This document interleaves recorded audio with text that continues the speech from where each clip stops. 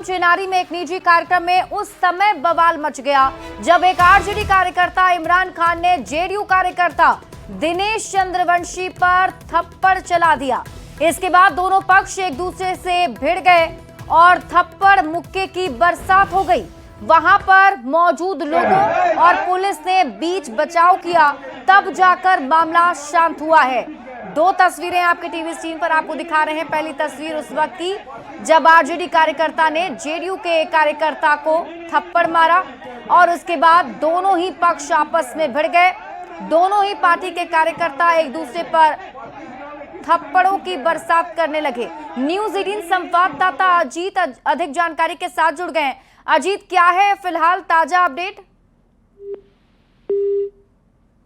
सहयोगी अजीत से हम जुड़ने की कोशिश करेंगे और अपडेट भी लेंगे फिलहाल वहां पर क्या स्थिति बनी हुई है। लेकिन ये तस्वीर आपको उस वक्त दिखा रहे हैं जब जेडीयू कार्यकर्ता को आरजेडी कार्यकर्ता ने थप्पड़ मारा था। दिनेश चंद्रवंशी जो जेडीयू के कार्यकर्ता हैं, उन्हें थप्पड़ मारने का आरोप आरजेडी के कार्यकर्ता पर लगा है, जिसके बाद दोनों ही पार्टी के समर्थक आपस में भिड़ गए और फिर पुलिस की टीम मौके पर पहुंची। आसपास के लोगों ने बीच बचाव किया, तब जाकर मामला शांत कराया गया है। हालांकि ये जरूर अभी जांच का विषय है कि आखिर किस बात को लेकर थप्पड़ मारा गया है और दोनों के बीच में ऐसी कौन सी बात हो रही थी जो बात मारपीट पर चली गई।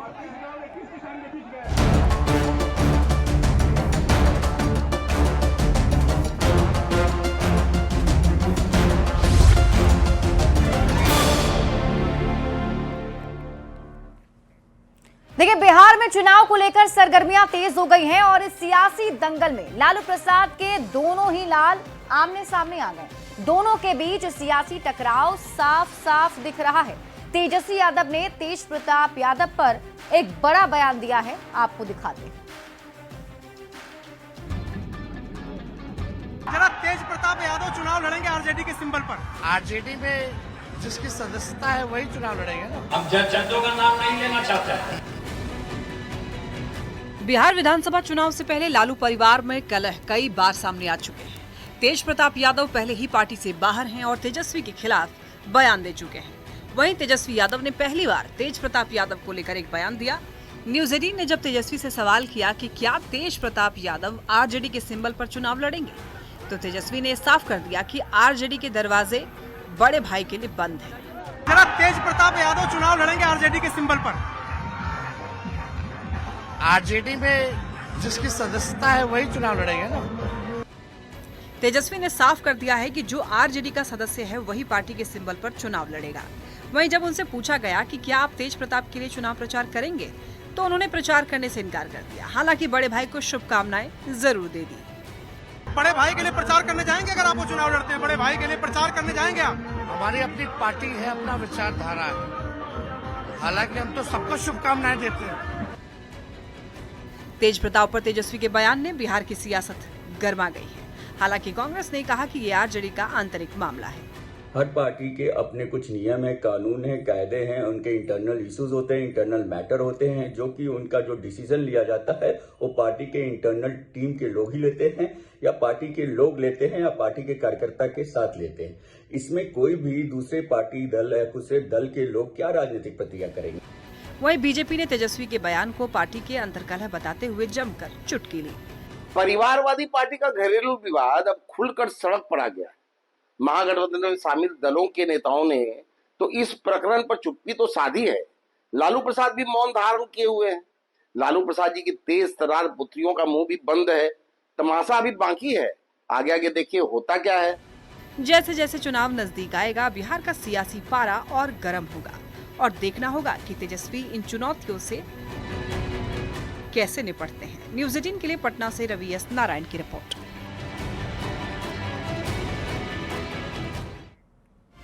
और देखिए, रोहिणी आचार्य के पोस्ट पर पप्पू यादव ने बयान दिया है। पोस्ट करने में बहुत लेट हो गया। पप्पू यादव की तरफ से कहा गया है कि जो पोस्ट हुआ है वो करने में काफी लेट हो गया। देर आए दुरुस्त आए, बिहार को बचाएं। रोहिणी आचार्य पूरे घर को आग लगाने वाले से बचाएं। तो रोहिणी आचार्य ने जो पोस्ट किया है उस पर अब पप्पू यादव ने भी बयान दिया है और पप्पू यादव ने कहा है कि बहुत ही लेट हो चुका है। हालांकि देर आए दुरुस्त आए, और वो ये भी सलाह दे रहे हैं कि रोहिणी आचार्य बिहार को और पूरे घर को आग लगाने वाले से बचाएं। आपको बता दें, रोहिणी आचार्य की तरफ से आरजेडी सांसद संजय यादव को लेकर एक पोस्ट किया गया था, और संजय यादव पर हमला करते हुए उन्होंने कहा था कि रथ की फ्रंट सीट पर बैठने का हक सिर्फ शीर्ष नेतृत्व को है, जिससे यह अंदाजा लगाया जा रहा था कि रोहिणी आचार्य भी संजय यादव से नाराज चल रही हैं। उन्हें रोहिणी आचार्य की तरफ से जो सोशल मीडिया पर पोस्ट आया है, उसको आप कैसे देख रहे हैं? खासतौर से चूंकि वो भी चुनाव लड़ चुकी हैं, पिछले लोकसभा चुनाव। बहुत लेट हो गया, देर आए दुरुस्त आए।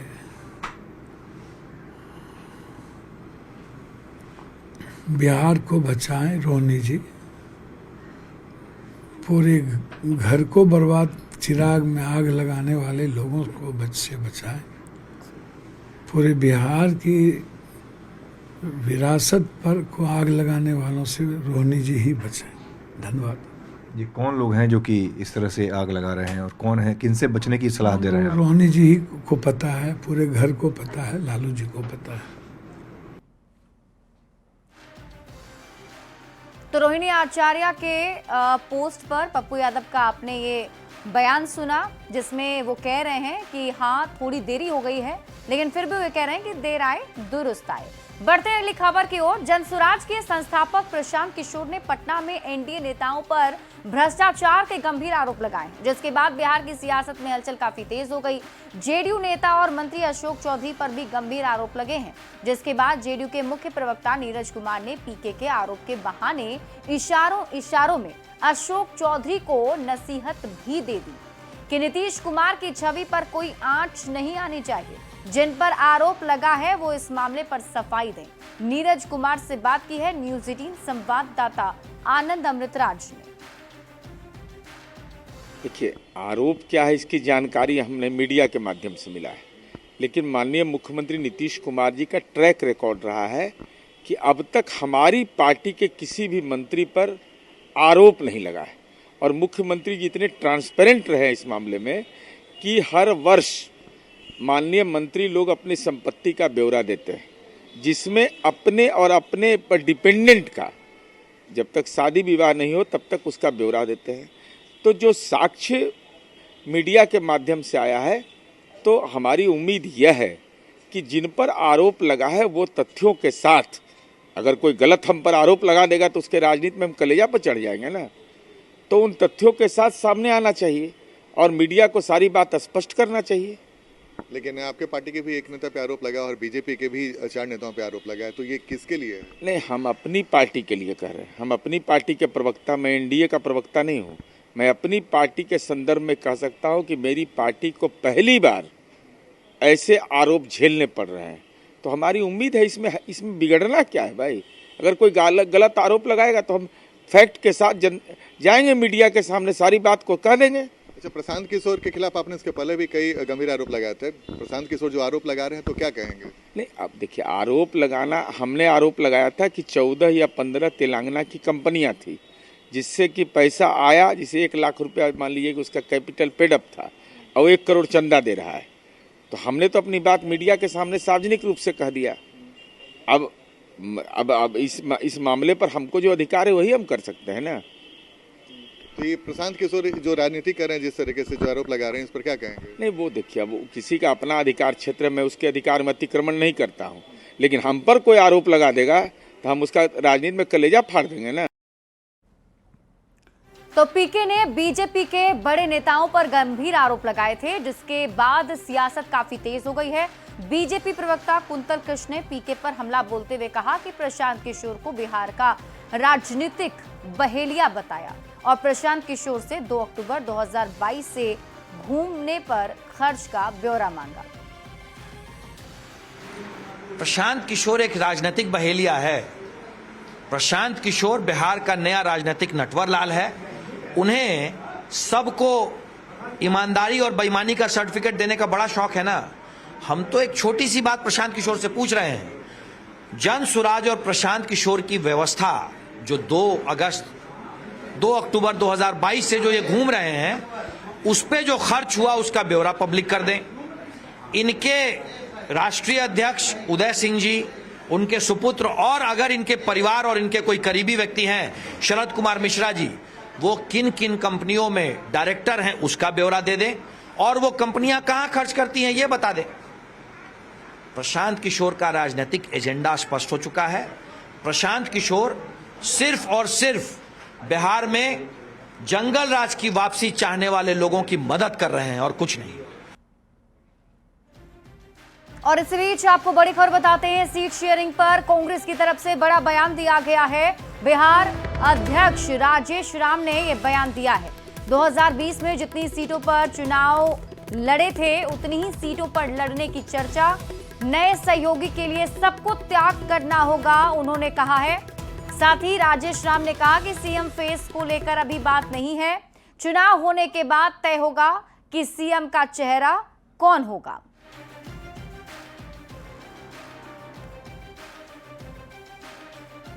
हम सीट के बारे में ये कहेंगे कि हम 2020 के इर्द गिर्द हमारी चर्चा चल रही है। 2020 के अंदर हम जो सीट पर लड़े थे 243 पर इंडिया गठबंधन, उसी के हिस्से के इर्द गिर्द हैं। लेकिन साथ ही साथ स्पष्ट कर दूं कि हमारे इंडिया गठबंधन के सभी सम्मानित जितने भी पार्टियां हैं उनके स्पेस को भी ख्याल में रख करके चर्चा की गई है। एक सवाल है सर, नए दल 2 आ गए हैं, उसमें आ रहे हैं पशुपति पारस की पार्टी हो या फिर जेएमएम की बात हो रही है, तो उस सिचुएशन में कल भी आपने संकेत दिया था कुछ सीटें कम हो सकती हैं। जो 2020 के इर्द गिर्द जो आप बात कर रहे हैं उससे थोड़ा सा कॉम्प्रोमाइज हो सकता है।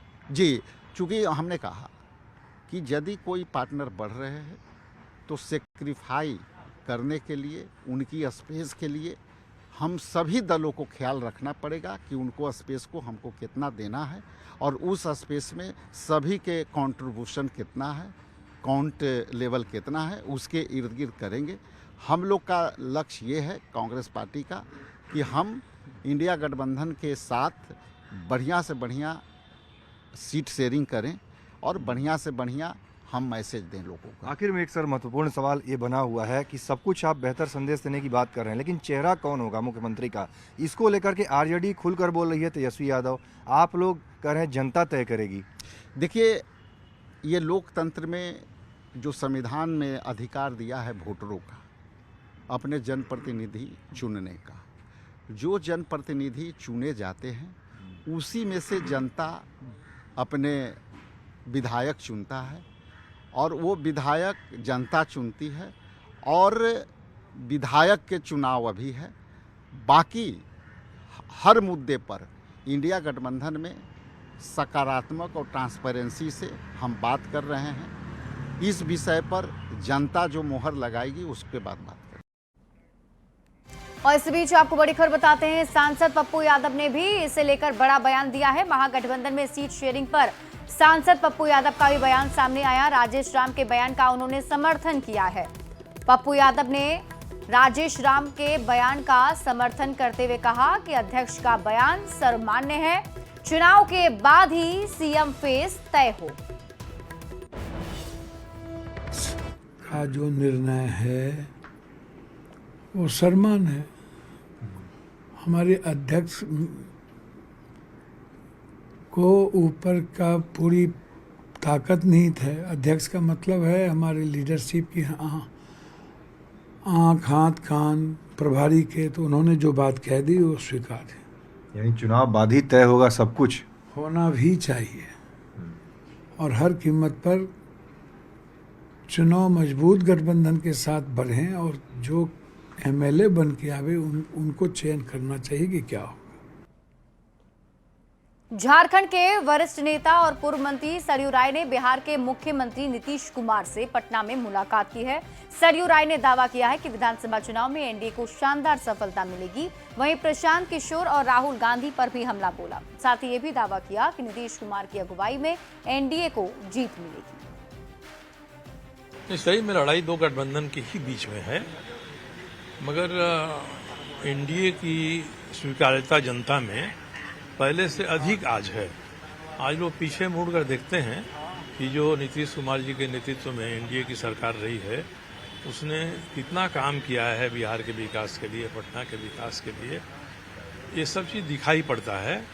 और कभी कभी हम लोग विश्लेषण करते हैं तो लगता है कि अविश्वसनीय काम यहाँ हो गया है। नीतीश कुमार जी में कहीं से शारीरिक मानसिक कोई ऐसी कमी नहीं है जिसको चुनाव का मुद्दा बनाया जा सके। अब तेजस्वी जी और लोग इस बात को उठाते हैं, इसका मतलब है कि कोई दूसरा मुद्दा उनके पास नहीं है। और इसी के साथ इस बुलेटिन में अभी के लिए बस इतना ही। आप देखते रहिए न्यूज़ 18 बिहार झारखंड।